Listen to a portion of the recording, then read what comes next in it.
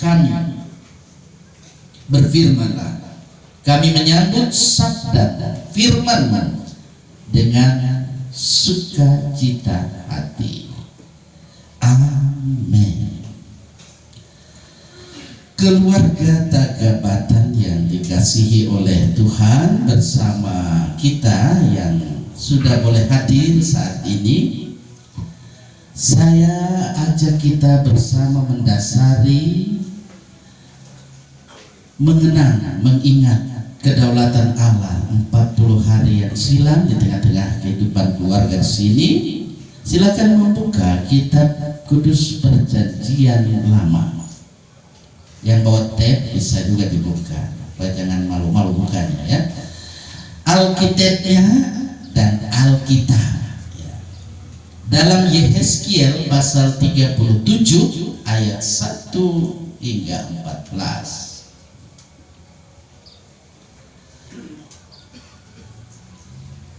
Dalam perjanjian lama, kalau jadi perjanjian baru sampai Tuhan Yesus datang tidak mau didapat, karena kadang dibuka. Ya, kalau Lembaga Alkitab Indonesia terbitannya sama tahun 2002, Alkitab juga punya halaman. Kalau di Alkitab saya, bila Alkitabnya sama terbitannya, itu ada di halaman 940. Baik, saya harap kita sudah menemukannya. Marilah arahkan seluruh perhatian kita pada firman Tuhan. Saya akan membaca firman Tuhan ini dalam Yehezkiel 37, dibaca ayat 1 hingga ayat 14. Bunyinya firmannya, kebangkitan Israel. Lalu kekuasaan Tuhan meliputi aku dan Ia membawa aku keluar dengan perantaraan Roh-Nya dan menempatkan aku di tengah-tengah lembah, dan lembah ini penuh dengan tulang-tulang. Ia membawa aku melihat tulang-tulang itu berkeliling-keliling, dan sungguh amat banyak bertaburan di lembah itu. Lihat, tulang-tulang itu amat kering. Lalu Ia berfirman kepadaku, hai anak manusia, dapatkah tulang-tulang ini dihidupkan kembali? Aku menjawab, ya Tuhan Allah, Engkaulah yang mengetahui. Lalu firman-Nya kepadaku, bernubuatlah mengenai tulang-tulang ini dan katakanlah kepadanya, hai tulang-tulang yang kering, dengarlah firman Tuhan. Beginilah firman Tuhan Allah kepada tulang-tulang ini, aku memberi nafas hidup di dalammu supaya kamu hidup kembali. Aku akan memberi urat-urat padamu dan menumbuhkan daging padamu. Aku akan menutupi kamu dengan kulit dan memberikan kamu nafas hidup supaya kamu hidup kembali, dan kamu akan mengetahui bahwa Akulah Tuhan. Lalu aku bernubuat seperti diperintahkan kepadaku, dan segera sesudah aku bernubuat, kedengaranlah suara, sungguh suatu suara berderak-derak, dan tulang-tulang itu bertemu satu sama lain. Sedang aku mengamatinya, lihat, urat-urat. Aku mengamat-amatinya, ada, dan daging tumbuh padanya. Kemudian kulit menutupinya, tetapi mereka belum bernafas. Maka firman-Nya kepada kepadaku, bernubuatlah kepada nafas hidup itu, bernubuatlah hai anak manusia, dan katakanlah kepada nafas hidup itu, beginilah firman Tuhan Allah, hai nafas hidup, datanglah dari keempat penjuru angin dan berhembuslah ke dalam orang-orang yang terbunuh itu, supaya mereka hidup kembali. Lalu aku bernubuat seperti yang diperintahkannya kepadaku, dan nafas hidup itu masuk di dalam mereka sehingga mereka hidup kembali. Mereka menjejakkan kakinya suatu tentara yang sangat besar. Firman-Nya kepadaku, hai anak manusia, tulang-tulang ini adalah seluruh kaum Israel. Sungguh mereka sendiri mengatakan, tulang-tulang kami sudah menjadi kering dan pengharapan kami sudah lenyap, kami sudah hilang. Oleh sebab itu, bernubuatlah dan katakanlah kepada mereka, beginilah firman Tuhan Allah, sungguh aku membuka kubur-kuburmu dan membangkitkan kamu, hai umatku, dari dalamnya, dan aku akan membawa kamu ke tanah Israel, dan kamu akan mengetahui bahwa akulah Tuhan pada saat aku membuka kubur-kuburmu dan membangkitkan kamu, hai umatku, dari dalamnya. Aku akan memberikan rohku ke dalammu, sehingga kamu hidup kembali, dan aku akan membiarkan kamu tinggal di tanahmu. Dan kamu akan mengetahui bahwa aku Tuhan yang mengatakannya dan membuatnya. Demikianlah firman Tuhan. Keluarga Tagabatan yang dikasih Tuhan, bersama kita sekalian yang hadir dalam kesempatan ibadah mengenang 40 hari karya Tuhan dan mengingat rahmat Tuhan yang Tuhan berikan di tengah-tengah keberadaan kehidupan keluarga kita di sini. Pada 40 hari yang lalu, ya, kita bersama-sama dengan keluarga tentu turut merasakan bagaimana duka cita yang dialami oleh keluarga di sini. Ya, Bapak Penatua Robertin Taga bersama Ibu yang ada, istri terkasih yang ada, dan anak-anak yang ada. Ya, saya tahu kalau lokasinya itu di Tomohon, karena seperti tempat jalan sehat itu, lewat. Nah, itu. Jadi luar biasa di sana, suasananya nyaman, aman, damai. Ya, kalau saya dengar nama lewat, saya terkenang, karena di sana juga tempat saya praktek mengajar di sekolah, praktek juga untuk di jemaat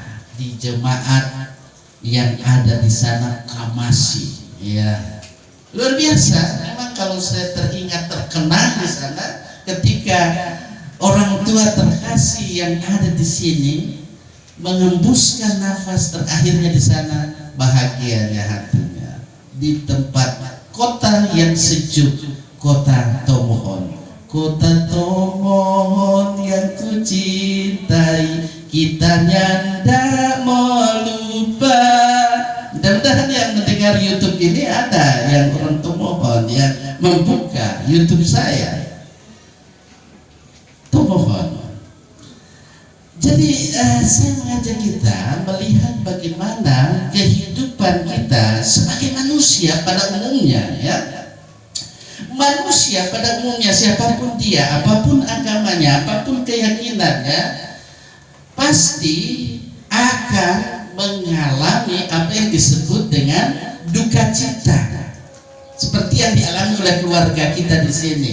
keluarga Tagabatan mengalami duka cita. Saya juga pernah mengalami duka cita. Orang tua saya sudah yatim piatu ini, tapi Tuhan tidak biarkan kita yatim atau piatu, karena Dia memberikan Parakletos. Ya, Parakletos itulah yang selalu hadir, membimbing, mengarahkan, menghibur, menguatkan. Itu Yohanes pasal 14, tapi saya tidak bicara tentang itu, ada di YouTube saya, nanti buka. Ya. Nah, saya kini fokus di Yeskiel 37 ayat 1 sampai 14. Ketika kita memperhatikan dengan baik, berkonsentrasi dengan roh Tuhan yang akan selalu menerangi hati dan pikiran kita jumpai di sini dari perikop yang ada, Nabi Yeskiel di sini dia bersaksi tentang situasi dan kondisi yang dialami oleh tentu umat Allah pada waktu itu, Israel. Tapi orang biasa alergi sekali dengan ini. Tapi Israel itu adalah umat Allah. Namun dalam kehidupan mereka ya banyak kali juga hampir sama dengan orang, selalu juga bersungut-sungut, banyak kali melanggar apa yang Tuhan sudah tetapkan. Tapi Tuhan mau supaya umatnya itu termasuk kita selalu harus dengar-dengaran pada perintah-perintahnya itu, pengajaran-pengajaran yang Ia sampaikan dalam kehidupan kita sebagai orang yang percaya, sebagai gereja. Kita adalah Israel Barat. Baik, mari kita perhatikan bahwa umat Allah itu diperhadapkan juga dengan situasi yang sangat sulit, ya, situasi yang pahit, boleh dikatakan demikian.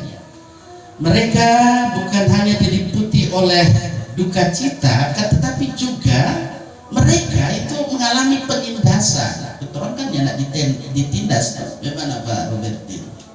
Ya, nyanda, itu umat Allah. Kalau dalam kesaksian Yeskiel ini, umat itu mengalami penindasan juga, selain mereka sudah meninggal dunia, ya faktor usia kah, atau faktor karena kena penyakit. Tapi waktu itu kita belum tahu apakah ada COVID.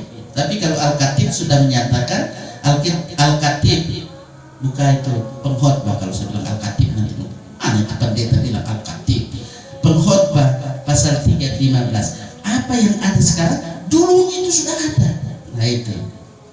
Nah, saya yakin ada juga dulu, tapi tentu tidak seperti yang ada sekarang ini. Baik, kita melihat di sini penindasan mereka alami. Mereka diperlakukan tidak adil. Ya, sampai sekarang kan keadilan itu belum merata, ya. Apalagi zaman umat Allah ketika Nabi Yeskiel menyampaikan amanah Allah ini, mereka hidup dalam suasana putus asa tanpa pengharapan masa depan yang baik. Satu-satunya yang dapat memulihkan kehidupan umat Allah itu adalah tindakan dari Tuhan. Nah, ini tindakan Tuhan yang ajaib, itulah yang dapat memulihkan kehidupan umat Allah. Dalam suasana yang seperti ini, Nabi tampil, Yeskiel tampil. Dia diutus oleh Tuhan untuk apa? Menyampaikan berita penghiburan, yaitu berita tentang kebangkitan orang mati. Ini kabar baik, ini evangelion. Ini di sini sudah ada Injil. Injil itu harus dipahami kabar baik. Sehingga jangan sampai ada lagi yang bilang, orang Kristen bilang kitabnya kitab Injil, tapi di depan Alkitab. Itu mereka tidak memahami, karena Alkitab ini di dalamnya berisi kabar baik, kabar selamat. Saudara yang saya kasih Tuhan, karena itu jangan sampai kita salah memahami seperti orang-orang yang salah memahami. Kita lihat di sini fakta nyata dari kesaksian yang disampaikan dari perikop ini. Yeskiel sebagai utusan Tuhan Sungguhnya dia melihat apa yang terjadi. Ada tulang-tulang kering. Tulang-tulang kering itu adalah tulang-tulang dari umat Israel yang sudah meninggal dunia. Akibat apa? Akibat peperangan. Ya, karena itu kan mereka dulu berperang, berjuang dalam kehidupan ini, dan sampai sekarang pun kita pasti berjuang, berjuang menghadapi situasi pandemi COVID-19. Puji Tuhan, orang yang hadir di sini sehat, stay healthy, stay safe. Selanjutnya, saudara, di sini dari perikop ini menggambarkan betapa dalamnya duka cita umat Allah itu Israel ketika yang ditinggalkan oleh orang-orang yang amat dikasihi. Siapa yang tidak sedih kalau ditinggalkan oleh orang yang amat kita kasihi? Semua pasti. Nggak mungkin dia bilang, oh iya saya senang, saya pergi, saya mati dia. Enggak. Apalagi kalau ini Pak Etin ini, dia posting lain, aku rindu padamu ayah. Karena mengingat bagaimana perjuangan papi kan. Begitu juga mami, puji Tuhan kan mami sehat-sehat, terus berdoa. Ya. Kita orang semua juga seperti itu. Kita rindu ketika sudah 40 hari yang silam Tuhan menyatakan kedaulatannya. Tapi Tuhan sudah menyediakan tempat baginya. Itulah tempat yang termulia, Firdaus yang Dia janjikan. Baik, saya mengajak kita untuk melihat dari perikop ini, ketika dalam suasana duka cita yang sangat mendalam, umat Allah itu diingatkan oleh Tuhan melalui nabinya bahwa Tuhan akan memberikan nafas kehidupan kepada tulang-tulang kering itu. Sebagaimana roh Allah memberikan nafas kehidupan kepada Adam dan Hawa, ya, demikian juga Tuhan memberikan nafas kehidupan yang Ia berikan kepada umatnya yang sudah meninggal dunia. Tuhan tidak membiarkan umatnya dalam cengkraman maut untuk selama-lamanya. Dia, Allah, membebaskan dari maut dan memberikan kehidupan yang baru, yaitu hidup kekal.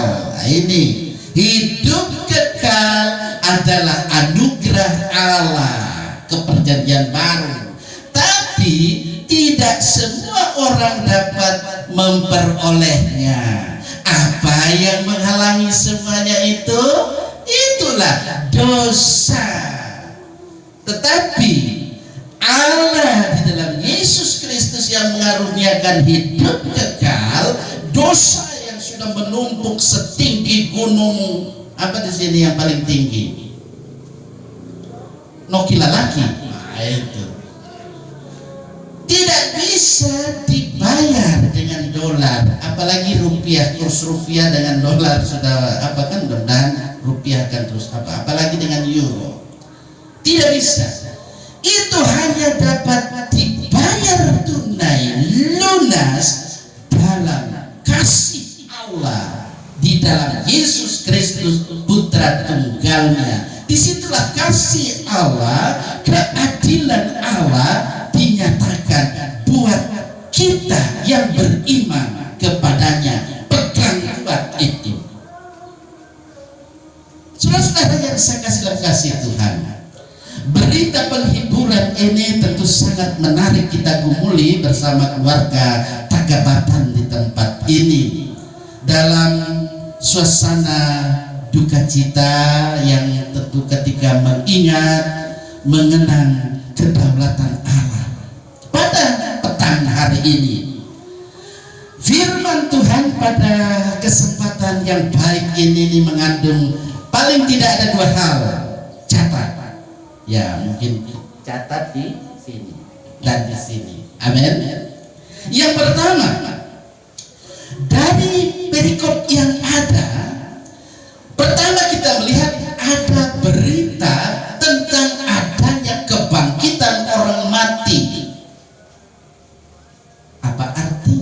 What's the meaning?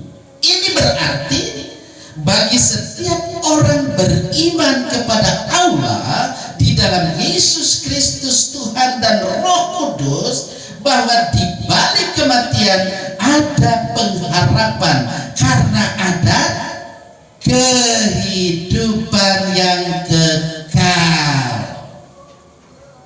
Pegang teguh itu supaya tidak panjang. Yang kedua, dari perikop ini kita memperhatikan bahwa kematian menggambarkan kehidupan umat Israel, umat Allah. Kita juga dalam Israel perjanjian baru yang ketika tanpa harapan karena meninggalkan Tuhan. Tapi bagi kita, ketika kita sebagai Israel dalam perjanjian baru dalam kehidupan ini, kita menyadari akan segala perbuatan ketika kita melakukan hal-hal yang tidak berkenan di hadapan Tuhan, yang saya sebut tadi itulah yang menghalangi manusia menerima anugerah Tuhan, itulah dosa. Ketika kita menyadari segala perbuatan salah dan dosa kita mau berbalik kepada Tuhan, maka Tuhan memberikan kehidupan baru, bahkan kekuatan yang luar biasa yang Dia berikan. Nah, itu saya yakin dirasakan juga oleh keluarga Tagabatan di tempat ini, keluarga besar yang ada, keluarga Tagamukuan.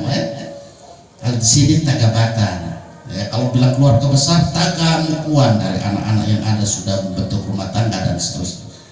Spesial hari ini keluarga Tagabatan mengajak kita, mengundang kita mengenang, mengingat karya kedaulatan Allah, rahmat Allah yang Allah nyatakan dalam hidup ini. Betapa besar sukacita ketika umat Israel, umat Allah dan orang-orang beriman termasuk keluarga Tagabatan di sini, kita sekalian yang diundang sudah boleh hadir bersama saat ini, mendengar firman Tuhan ini, akan senantiasa menerima kekuatan dan penghiburan, karena kekuatan dan penghiburan itu diberikan oleh Tuhan.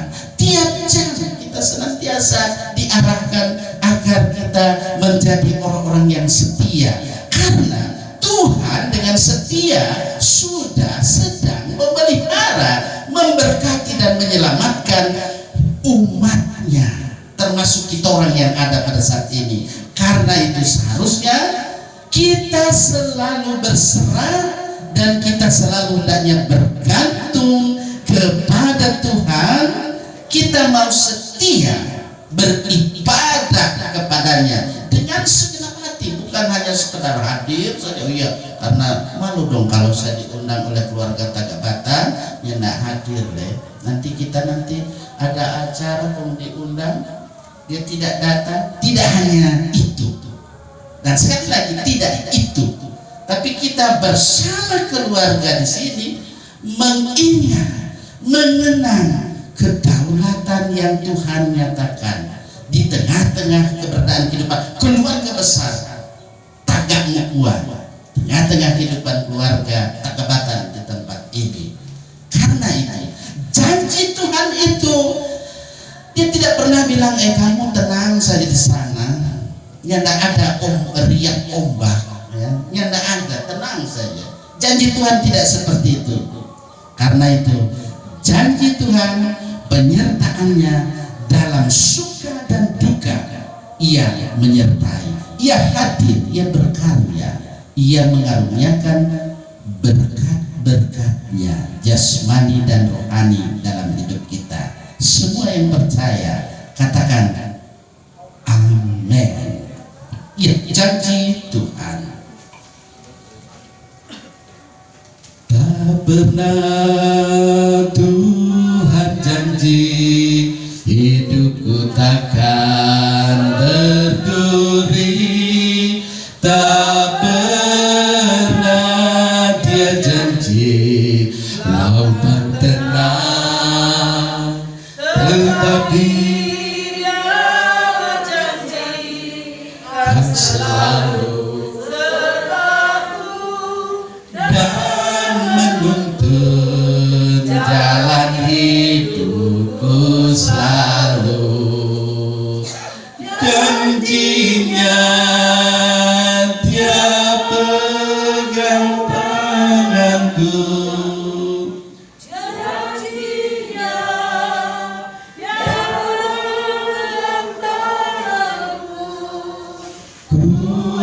bersyukur Tuhan selalu peliharaku. Ku tahu satu kali awan gelap akan berlalu, sang surya bersinar dengan megah, dan bulan dan bintang menampakkan wajahnya. Haleluya, Tuhan puaskan jiwaku. Janjinya Dia atur langkahku, janjinya Dia pegang tanganku. Ku bersyukur Tuhan selalu peliharaku.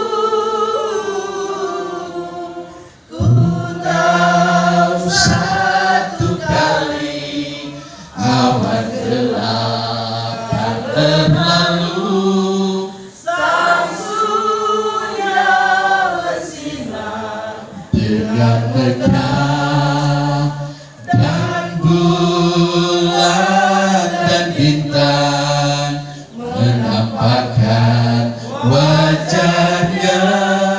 Haleluya, Tuhan puaskan jiwaku.